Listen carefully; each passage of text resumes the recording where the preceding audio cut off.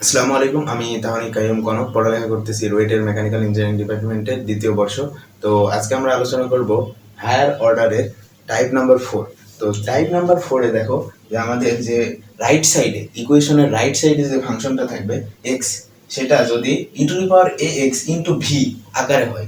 ভিটা বলতে এখানে কি বোঝাচ্ছে? ভিটা হইতে পারে ট্রাইগোনোমেট্রিক, হইতে পারে অ্যালজেব্রিক, যাই হোক না কেন এই ধরনের যে ইকুয়েশনটা আসবে সেইটা আমরা পিআই বের করব কিভাবে, আমরা দু একটা ম্যাথ সলভ করার মাধ্যমে দেখব।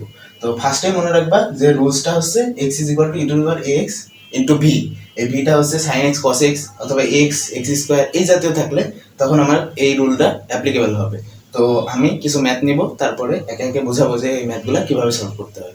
তো দেখো আমি একটা ম্যাথ নিয়েছি। তো এই ম্যাথটার প্রথমে আমাদের সিএফ বের করতে হবে, তারপরে পিআই বের করতে হবে। সিএফ বের করার জন্য অক্সিলারি ইকুয়েশনে কনভার্ট করা লাগবে। 3d plus 2 is equal two 0। তো এটাকে সলভ করবা, কি দিয়ে সলভ করবা? ক্যালকুলেটর দিয়ে। তো ক্যালকুলেটর দিয়ে সলভ করার পর এটার অ্যান্সার আসবে 2,1। তো এটার সিএফ আমরা কি লিখব? CF is equal two arbitrary constant e⁴2x plus c2 e⁴x। আমাদের সিএফ এর মান শেষ। এখন আমাদের পিআই বের করতে হবে। তো পিআই বের করার নিয়ম কি? PI is equal two 1/f(d). f(d) কোনটা? এই যে এটা। তার মানে আমরা লিখতে পারি 1/d² minus 3d plus 2 into এই যে এই পাশে যে ফাংশনটা আছে, এই ফাংশনটা কত আছে? x² into 2 two the power 2x। এখন দেখো যে আমরা রুলসটা পড়াইছিলাম সেই রুলসের মতো কিনা। এই যে e⁴ax ইন্টু ভি, ভি এর মান কত? অ্যালজেব্রিক হতে পারে, ট্রাইগোনোমেট্রিক হতে পারে। এখানে কি? এখানে হচ্ছে অ্যালজেব্রিক। তো আমরা এই ধরনের রুলসের মধ্যে পড়লে আমরা কি করব? এই e⁴2x টাকে মনে মনে সামনে নিয়ে আসবো। তো e⁴2x আনলাম। এরপরে এই যে এখানে আমাদের কিছু চেঞ্জ করা লাগবে। কি চেঞ্জ করা লাগবে? দেখো পাওয়ার যেটা আছে সেটা হচ্ছে আমরা এই জায়গায় যোগ আকারে দিব। তো দেখো এখানে +2 আছে, তার মানে d+2² লিখবো। তারপরে d এর জায়গায় ওইগুলো যোগ করে লিখবো। তারপরে -3 ইন্টু d+2 +2। আমাদের কাজ শেষ। আর এখানে x² অ্যাজ ইউজুয়াল থাকলো। ঠিক আছে, এখন আমরা এটা গুণ করে দিয়ে সিম্পলিফিকেশন করব। তো সিম্পলিফিকেশন করলে আমরা কি লিখতে পারি? দেখো যে d² plus 4d plus 4 minus 3d minus 6 plus 2, এটা গেল ইন্টু x²। এখন এটাকে যোগ বিয়োগ করো। e⁴2x নিচে হচ্ছে d² একটা, আর এই জায়গায় 4d, তার মানে এখানে যদি কাটাকাটি করো তার মানে প্লাস d, আর এই জায়গায় 4 আছে আর +2 আছে, তার মানে 0। তো আমরা এটাও লিখতে পারি ইন্টু x²। এটা তো পাইলাম। এখন e⁴2x এই পাশে আছে, এটা তো কাজ নাই। এরপরে দেখো যে d² প্লাস d আছে। এখন আমাদের এই জায়গায় কি ফাংশন? এই জায়গায় হচ্ছে আমাদের অ্যালজেব্রিক ফাংশন। অ্যালজেব্রিক ফাংশন থাকলে আমরা কি করি? অ্যালজেব্রিক ফাংশন থাকলে আমরা এক জায়গায় 1 আনি। 1 আনার পরে একটা সিরিজে ভাগ করি। সেই সিরিজটা কি হয়? 1 মাইনাস x ইনভার্স 1 অথবা 1 প্লাস x ইনভার্স 1, এই সিরিজের মাধ্যমে আনবো। তো এটা আনার জন্য আমাদের কি করতে হবে? এই e⁴2x টা সেম থাকলো, নিচে আমরা d কমন নেব। d কমন নিলে লেখা যায় d+1, এটা লেখা যায়। ঠিক আছে, এখান থেকে d কমন নিলাম ইন্টু x²। তো দেখো এই লাইনের পরে আমরা কোথায় যাব? এই যে এখানে যাই। তো এখানে যাওয়ার পরে দেখো যে e⁴2x সেম থাকলো। এই জায়গায় আমরা কি করতে পারি? এটাকে আমরা উপরে উঠাই দিতে পারি। উপরে উঠাই দিয়ে কি লেখা যায়? এটাকে e⁴x, আর এই জায়গায় d নিচে থাকলো, আর এই যে এটাকে আমরা লিখতে পারি 1 প্লাস d ইনভার্স 1, আর এই পাশে x² অ্যাজ ইউজুয়াল থাকলো। এখন দেখো যে এটা সিরিজে পড়ে গেছে না? এই সিরিজটা আমাকে ভাঙতে হবে। তো e⁴x/d, আর এই জায়গায় হচ্ছে 1 মাইনাস d প্লাস d²। এর বেশি কি আমার প্রয়োজন আছে? প্রয়োজন নাই, কারণ এই জায়গায় হচ্ছে আমাদের x² আছে। x³ থাকলে আমরা আরো দু একটা পদ নিতাম, কিন্তু আমাদের x³ নাই, x² আছে, তাই এতদূর ঠিক আছে। এরপরে e⁴x নিচে d। এখন দেখো যে এটা দিয়ে এটাকে গুণ করে দাও, তাহলে কি 1 লেখা যায়। প্রথমে 1 এর জায়গায় যদি x² দিয়ে গুণ করি তার মানে x² লেখা যায়। তারপরে দেখো d আছে, d মানে কি? ডেরিভেশন। তো x² এর ডেরিভেশন কত? 2x। এরপরে d² আছে, d² মানে দুইবার ডেরিভেশন করা লাগবে x²। দুইবার ডেরিভেশন করলে আমাদের কত আসবে? +2। শেষ আমাদের কাজ। এখন দেখো যে d আছে নিচে, তার মানে কি? এটাকে লেখা যায় না e⁴x into 1/d into x² minus two x plus two, এটা লেখা যায়। কারণ ওয়ান বাই ডি মানে কি, পূর্বের ক্লাসে শিখাইছি ওয়ান বাই ডি মানে ইন্টিগ্রেশন। তাহলে এই জায়গায় ইন্টিগ্রেশন করে দিই, X square minus two x plus two into DX. এখন E to the power X integration করলে সিম্পল সূত্র X cube by three minus two into X square by two, আর এই জায়গায় টু এক্স, শেষ আমাদের কাজ। ঠিক আছে, এটাই হচ্ছে আমাদের পিআই এর মান। এখন দেখো এই জায়গায় সিএফ পাইছি, এই জায়গায় পিআই পাইছি, তাহলে আমরা কি জেনারেল সলিউশন কি লিখতে পারি? General solution is equal to CF plus PI. তো সিএফ এর মান c1 E to the power 2x plus c2 E to the power x plus ওই যে পিআই এর মান, পিআই এর মান কত? E to the power x into x cube by 3 minus x square plus 2x।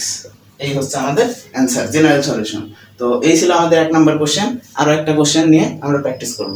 তো দেখো দুই নম্বরে একটা ইকুয়েশন নিছি, ইকুয়েশনের বাম পাশে এই জায়গায় D square plus two into y আছে, এখান থেকে আমরা অক্সিলারি ইকুয়েশন বের করবো। অক্সিলারি ইকুয়েশন হচ্ছে D square plus two is equal to zero.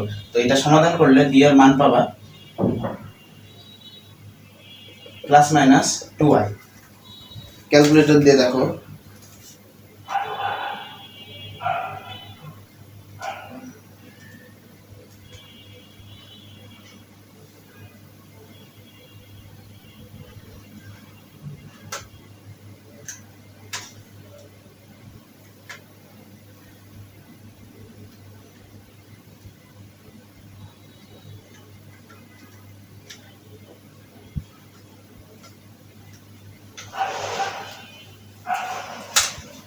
তো এটাকে সমাধান করলে ডি এর মান পাবা plus minus root two Y.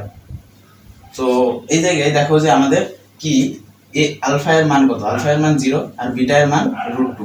এখন আমরা সিএফ বের করবো। সিএফ ইজ ইকুয়াল টু এই যে E to the power alpha X, alpha মানে জিরো এক্স, আর এই জায়গায় C one cos beta X, beta কত? Root two x plus C two sine beta X root two X. এই হচ্ছে আমাদের সিএফ এর মান। এই জায়গায় E to the power zero X মানে কত? E to the power zero, এটার মান কত? ওয়ান। তাহলে এটুকু আমার দরকার আছে? প্রয়োজন নেই। তো এই ছিল আমাদের সিএফ এর মান। সিএফ এর মানটা মনে রাখতে হবে। এরপর আমরা পিআই বের করবো। তো পিআই বের করার নিয়ম কি? পিআই এখানে দেখো তিনটা ভাগ আছে, তো আমাদের কি গুণ করতে হয়। যদি মাঝে প্লাস থাকে তাহলে সবগুলো এদিকে গুণ করে দিতে হবে। তাহলে কি আমরা একে একে আলাদা আলাদা করে বার করতে পারি না? এতে আমাদের সহজ হবে। যদি পিআই নাম্বার ওয়ান দিই তাহলে আমাদের one by F of D কত? D square plus two F of D into X square E to the power three x.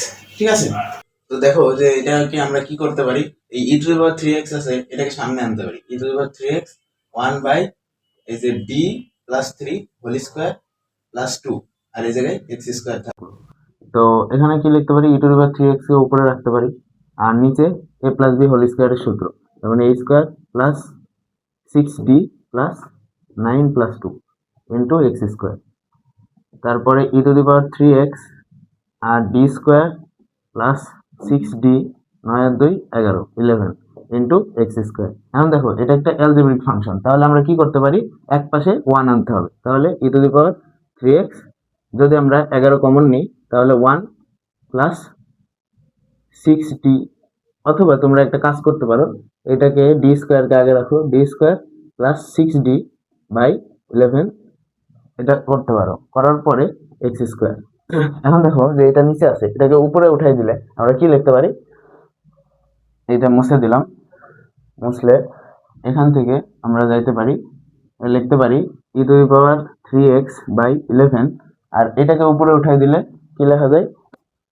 লেখা যায় one plus D square plus six D by 11 inverse one into X square. যেহেতু X square আছে তার মানে দুইবার নিতে হবে, তাহলে আমরা দুইবার নিই, one minus D square plus six D by 11 plus D square plus six D by 11 whole square. এইটার সাথে আমাদের এক্স স্কোয়ার গুণ অবস্থায় আছে। ঠিক আছে, এখন দেখো যে আমরা এই সিএফটা মুছে দিই, এখানে আমাদের ক্যালকুলেশন করা লাগবে। তাহলে E to the power three X by 11, আর এই জায়গায় যদি এক্স স্কোয়ার দিয়ে গুণ করি তাহলে এই জায়গায় এক্স স্কোয়ার, ওয়ানের সাথে এক্স স্কোয়ার গুণ করলে এক্স স্কোয়ার, তারপরে দেখো ডি স্কোয়ার। এক্স স্কোয়ারকে যদি একবার ডিফারেন্সিয়েশন করো তাহলে আমরা কি লিখতে পারি? আমরা লিখতে পারি 2x। যদি দুইবার ডিফারেন্সিয়েশন করো তাহলে আমরা কি লিখতে পারি, তাহলে আমরা লিখতে পারি 2, এরপরে যতবার করবা 0 আসবে, তাহলে দুইবার ডিফারেন্সিয়েশন করলে আমাদের কি আসবে 2। আর এই জায়গায় 6d একবার ডিফারেন্সিয়েশন করলে সেখানে 12x প্লাস 12x। ঠিক আছে, এই যে 6 আছে, d মানে ডিফারেন্সিয়েশন, তো x স্কয়ার কে যদি একবার ডিফারেন্সিয়েশন করো তাহলে কত, একবার ডিফারেন্সিয়েশন করলে 2x, আর 6 ইনটু 2x তার মানে কি 12x। তো এটা শেষ বাই 11।